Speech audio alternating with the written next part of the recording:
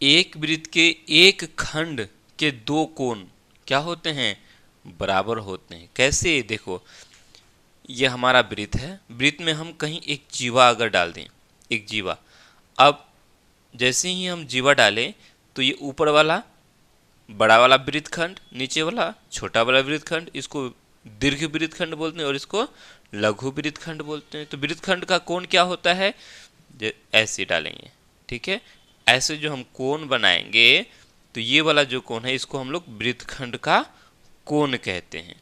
जिस तरह से जैसे ये एक हमारा ये वृत्त है, ठीक है, इसका एक केंद्र ले लेते हैं और व्यास जैसे ही डालते हैं, है ना, तो ये अर्धवृत्त हो गया, ये हमारा अर्धवृत्त और ये अर्धवृत्त हो गया ना, ठीक है।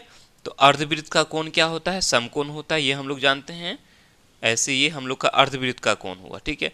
ठीक उसी तरह से जब हम ये वृत्त में एक जीवा डालेंगे और जीवा पर जब जीवा से दो इस तरह से जैसे हम लोग कोण बनाएंगे ये जो परिधि पर, तो इस कोण को हम लोग वृत्तखंड का कोण कहेंगे, ठीक है। हम जानते हैं वृत्तखंड का जो कोण होता है ना, ये भी हमारा वृत्तखंड का कोण हुआ। तो ये हम लोग का वृत्तखंड का एक, ये वृत्त का एक खंड हो गया, ठीक है।